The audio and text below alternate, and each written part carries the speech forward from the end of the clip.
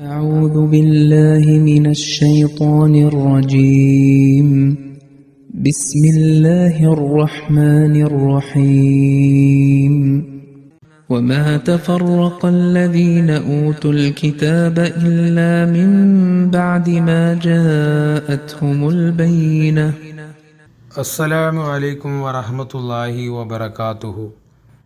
സൂറത്തുൽ ബയ്യിന ആയത് നമ്പർ 5. അർത്ഥം: ഗ്രന്ഥം നൽകപ്പെട്ടിട്ടുള്ളവർ തങ്ങൾക്ക് വ്യക്തമായ തെളിവ് വന്നുകിട്ടിയതിനു ശേഷമല്ലാതെ ഭിന്നിച്ചിട്ടില്ല. ഈ ആയത്തിൻ്റെ വിശദീകരണം തഫ്സീറെ കബീർ അൽ മുസ്ലിം മൗദ് റളിയല്ലാഹു തആല അൻഹുവിൽ നിന്ന് കേൾപ്പിച്ചു വരികയാണ്. ബാക്കി വിശദീകരണം മുൻപോട്ട് കേൾപ്പിക്കുന്നു. ഹസ്രത്ത് ഖലീഫത്തുൽ മസീഹ് സാനി റളിയല്ലാഹു തആല അൻഹു അരുൾ ചെയ്യുന്നു: ബയ്യിന വന്നതിന് ശേഷം ഗ്രന്ഥാനുസാരികൾ ഭിന്നിക്കുന്നതിൻ്റെ ഉദ്ദേശം നമുക്ക് ഈ കാലഘട്ടത്തിലും കാണാം. ഹസ്രത്ത് മസീഹ് മൗഊദ് അലൈഹി സ്വലാത്തു വസ്സലാമിൻ്റെ ആഗമനത്തിൻ്റെ കുറച്ച് കാലം മുമ്പ് മൗലവി മുഹമ്മദ് ഖാസിം നാനൂത്വി മദ്രസ ദേവ്ബന്ദിൻ്റെ സ്ഥാപകൻ തൻ്റെ ഗ്രന്ഥത്തിൽ വളരെ വ്യക്തമായ രീതിയിൽ എഴുതുകയുണ്ടായി: റസൂൽ സല്ലല്ലാഹു അലൈഹി വസല്ലത്തിനു ശേഷം ശരീഅത്ത് ഇല്ലാത്ത നബി വരാവുന്നതാണ്. തഹ്സീറുന്നാസ് പേജ് 134. എന്നാൽ മസീഹ് മൗഊദ് അലൈഹി സ്വലാത്തു വസ്സലാം ഇതേ കാര്യം സമർപ്പിച്ചപ്പോൾ മൗലവി മുഹമ്മദ് ഖാസിം സാഹിബിൻ്റെ ശിഷ്യന്മാരായ ദേവ്ബന്ദിലെ പണ്ഡിതന്മാർ പറയുന്നു, ഒരു പ്രവാചകനും ഇനി വരാനില്ല. റസൂൽ സല്ലല്ലാഹു അലൈഹി വസല്ലത്തിനു ശേഷം നുബൂവത്തിൻ്റെ വാതിൽ പൂർണ്ണമായി അടക്കപ്പെട്ടിരിക്കുന്നു. അതുകൊണ്ട് ശരീഅത്തുള്ള പ്രവാചകനായാലും ഇനി ശരീഅത്തില്ലാത്ത പ്രവാചകനായാലും വരുന്നതല്ല. ഹുസൂർ പറയുന്നു, അതായത് അദ്ദേഹത്തിൻ്റെ ശിഷ്യന്മാരും അതുപോലെ അദ്ദേഹത്തിൻ്റെ മദ്രസയിൽ പഠിച്ച ആളുകൾ അദ്ദേഹത്തിൻ്റെ വാക്കുകളെ നിഷേധിക്കുവാൻ തയ്യാറാവുന്നു. ഈ ഒരു കാര്യം ഹസ്രത്ത് മസീഹ് മൗഊദ് അലൈഹി സ്വലാത്തു വസ്സലാം തൻ്റെ പുസ്തകത്തിൽ സ്വയം തന്നെ വളരെ വ്യക്തമായ രീതിയിൽ സ്ഥാപിച്ചിട്ടുള്ളതാണ്. മുൻപോട്ട് ഹുസൂർ പറയുന്നു, അതുപോലെ ഹസ്രത്ത് മസീഹ് മൗഊദ് അലൈഹി സ്വലാത്തു വസ്സലാമിൻ്റെ വാദത്തിന് മുമ്പ് വലിയ വലിയ പണ്ഡിതന്മാർ മിമ്പറുകളിൽ കയറി നിന്നുകൊണ്ട് ഹസ്രത്ത് ഈസാ അലൈഹിസ്സലാം മരണപ്പെട്ടു എന്നും ഹസ്രത്ത് മൂസ അലൈഹിസ്സലാം മരണപ്പെട്ടു എന്നുമൊക്കെ പരാമർശനമുള്ള പദ്യങ്ങൾ ആലപിക്കുമായിരുന്നു. എന്നാൽ ഹസ്രത്ത് മസീഹ് മൗഊദ് അലൈഹി സ്വലാത്തു വസ്സലാം വഫാത്തെ മസീഹിൻ്റെ വിഷയങ്ങളെ സമർപ്പിച്ചപ്പോൾ എല്ലാ പണ്ഡിതന്മാരും അവരുടെ സ്വന്തം വാക്കുകളെ മറന്നുകൊണ്ട് അവർ ഹസ്രത്ത് ഈസാ അലൈഹി സ്വലാത്തു വസ്സലാം ജീവിച്ചിരിക്കുന്നു, ഹസ്രത്ത് ഈസാ അലൈഹി സ്വലാത്തു വസ്സലാം ജീവിച്ചിരിക്കുന്നു എന്ന് ബഹളമുണ്ടാക്കാൻ തുടങ്ങി.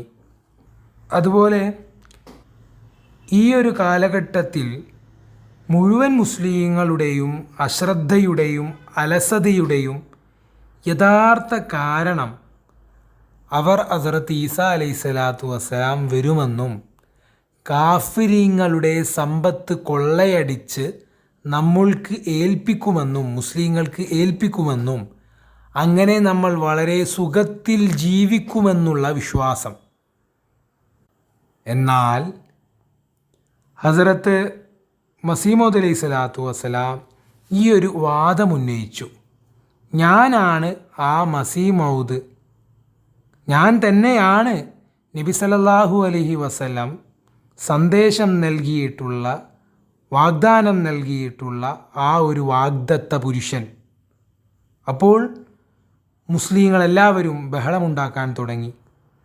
ഹസ്രത്ത് ഈസാ അലൈഹി സ്വലാത്തു വസ്സലാമും ഹസ്രത്ത് മസീഹ് മൗഊദ് അലൈഹി സ്വലാത്തു വസ്സലാമും ഒന്നും വരാനില്ല, ഖുറാനിൽ ഇങ്ങനത്തെ അധ്യാപനമൊന്നും നൽകിയിട്ടില്ല, ഇനി അഥവാ അങ്ങനെ വല്ല അധ്യാപനം ഹദീസുകളിൽ പറയുന്നുണ്ടെങ്കിൽ അത് തെറ്റായിട്ടുള്ളതാണെന്നെല്ലാം. അതുകൊണ്ട് അള്ളാഹു പറയുന്നു, വമാ തഫറഖല്ലദീന ഊത്തുൽ കിതാബ ഇല്ലാ മിൻ ബഅദി മാ ജാഅതുഹുമുൽ ബയ്യിന. റസൂൽ സല്ലല്ലാഹു അലൈഹി വസല്ലം അവരുടെ മുമ്പിൽ സമർപ്പിച്ച വിശുദ്ധ ഖുർആൻ ഇറങ്ങിയപ്പോൾ അതിലെ അധ്യാപനങ്ങളെ ശ്രദ്ധിക്കേണ്ടതായിരുന്നു.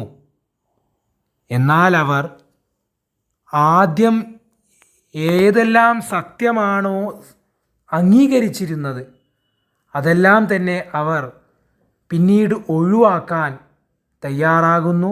അങ്ങനെ അവർ സത്യത്തിൽ നിന്ന് ദൂരപ്പെടുകയാണ് ഉണ്ടായത്. ഹസ്രത്ത് ഖലീഫത്തുൽ മസീഹ് സാനി റളിയല്ലാഹു തആല അൻഹു ഈ ആയത്തിൻ്റെ വിശദീകരണത്തിനോടൊപ്പം തന്നെ ഒരു നോട്ട് കൂടി തഫ്സീറെ കബീറിൽ നൽകിയിട്ടുണ്ട്. ആ നോട്ട് ഇതാകുന്നു. പറയുന്നു, ഈ ആയത്തിൻ്റെ വിശദീകരണം മുകളിൽ നൽകപ്പെട്ടിരിക്കുന്നു.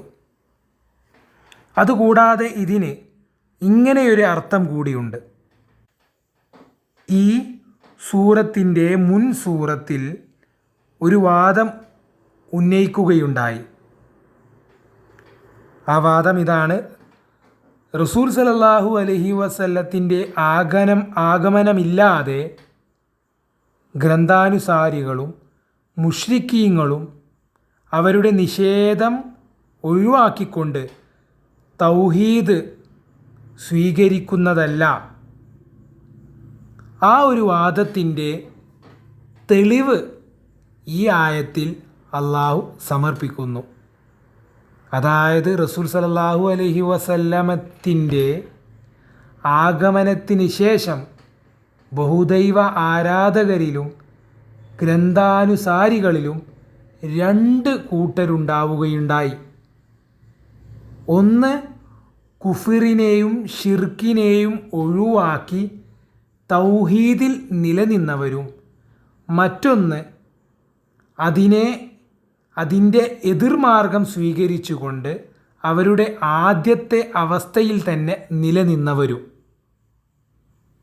വിശുദ്ധ ഖുർആൻ ഏതൊരു ഉദ്ദേശത്തോടെയാണോവെന്നത് ആ ഒരു ഉദ്ദേശം, അതായത് ഗ്രന്ഥാനുസാരികളിൽ നിന്നും ബഹുദൈവ ആരാധകരിൽ നിന്നും ഒരു കൂട്ടർ, ചില ആളുകൾ ഈ മാർഗത്തിലൂടെ കുഫറിൽ നിന്ന് പിന്മാറുന്നതാണ് എന്ന് അത് ഇവിടെ സംഭവിക്കുകയുണ്ടായി. ഇതോടെ ഈ ആയത്തിൻ്റെ വിശദീകരണം ഇവിടെ പൂർണ്ണമായി.